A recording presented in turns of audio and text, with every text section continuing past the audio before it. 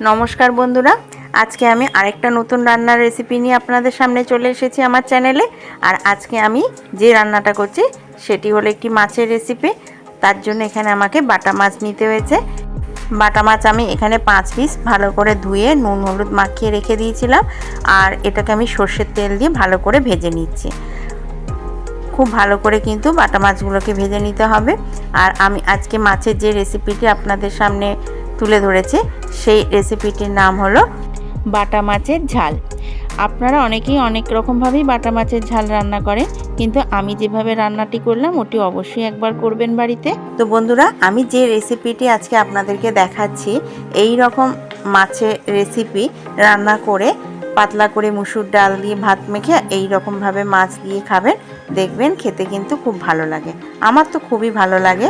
আপনারাও কিন্তু বাড়িতে একবার ট্রাই করতে পারেন, খারাপ লাগবে না রেসিপিটি আপনাদের।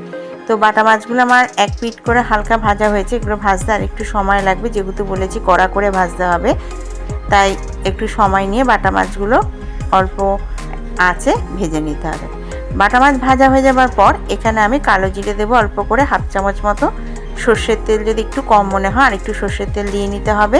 আর এখানে একটা মিডিয়াম সাইজের পেঁয়াজকে আমি ঘষে নিয়েছিলাম, সেই পেঁয়াজ ঘষাটা দিয়ে কালো জিরে আর পেঁয়াজ ঘষাটা দেওয়ার পর ভালো করে কিন্তু একটু তেলের সঙ্গে ভেজে নিতে হবে পেঁয়াজটাকে। তারপর এখানে আমি দেব আন্দাজ মতো নুন। এখানে আমি 5টা মাছের জন্য এখানে দিয়েছি 1 চামচ মতো নুন। আগে আমার নুন মাখানো ছিল, তাই একটু বুঝে দেবেন। এবার একটু দিলাম হলুদের গুঁড়ো, দিয়ে আবারও ভালো করে একটু ভাজবো। আর এই রেসিপিতে কিন্তু কোনো রকম বেশি মশলার প্রয়োজনও হয় না, খুব কম সময়ের মধ্যেও আপনারা কিন্তু রান্নাটা করে ফেলতে পারবেন। তারপর এখানে একটু গ্যাসটা কমিয়ে দিয়ে এটা যখন ভালো করে ভাজা হয়ে যাবে, একটা ছোট সাইজের টমেটোকে দিয়ে দিলাম। আর যে বাটিতে আমি পেঁয়াজ ঘষে রেখেছিলাম সেখানে একটু পেঁয়াজ আর একটু পেঁয়াজের রস ছিল বলে একসাথে দিয়ে দিলাম। দিয়ে গ্যাসটাকে একটু মিডিয়ামে রেখে টমেটোগুলোর সঙ্গে ভালো করে কিন্তু মশলাটাকে একটু কষিয়ে নিতে হবে। আমি কিন্তু আর কোনো রকম মশলা এখানে দেব না। এই রকমভাবে রান্না করলে কিন্তু রান্নাটা খেতেও একটু অন্য স্বাদের হয় আর খেতেও ভালো লাগে। অল্প করে সামান্য দিলাম লঙ্কার গুঁড়ো। আপনারা যদি এখানে কাঁচা লঙ্কা বাটা দিতে চান দিতেও পারেন, লঙ্কার গুঁড়োটা দিলে কালারটাও সুন্দর হবে।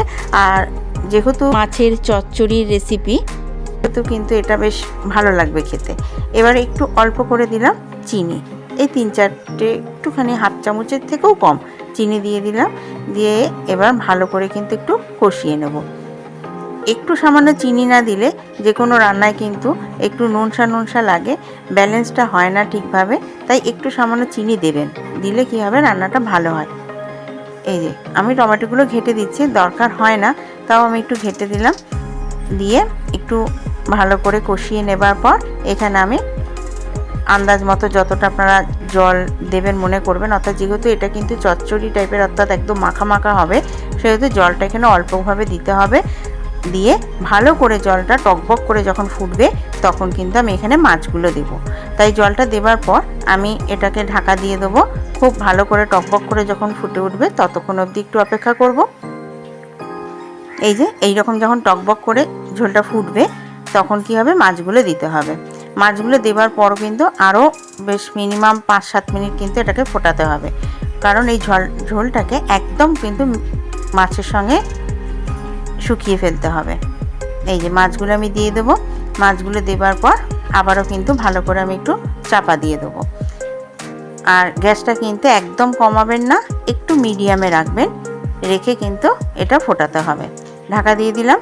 ঢাকা দেওয়ার 5-7 মিনিট পর কিন্তু আমি আরেকবার একটু উল্টিয়ে দেবো। এই যে এরকম হবে, তখন একটু যে অপর পিঠটা যখন ওপরে ছিল সেইটাকে একটু নিচের দিকে দিয়ে এটাকে একটু উল্টিয়ে পাল্টিয়ে দেবো। আর এটা কিন্তু একটু আস্তে ধীরে করতে হবে, কারণ যেহেতু ঝোলের মধ্যে বাটা মাছগুলো ফুটেছে, তো সেহেতু মাছগুলো একটু নরম হয়ে যাবে।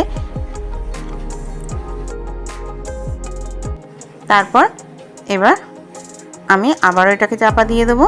দিয়ে আবারও 5-7 মিনিট পর একটু লক্ষ্য করে দেখবেন ঝোলটা একদম শুকিয়ে গেছে কিনা। এই যে এইরকমভাবে যখন একদম শুকিয়ে যাবে, ব্যাস তারপরে গরম গরম ভাত দিয়ে ডাল দিয়ে মেখে এরকম মাছ দিয়ে খান, দেখবেন দারুণ লাগবে। তো বন্ধুরা, আজকে আসলাম, অন্যদিন অন্য আরেকটা রেসিপি নিয়ে চলে আসবো। সকলে ভালো থাকবেন, সুস্থ থাকবেন। নমস্কার।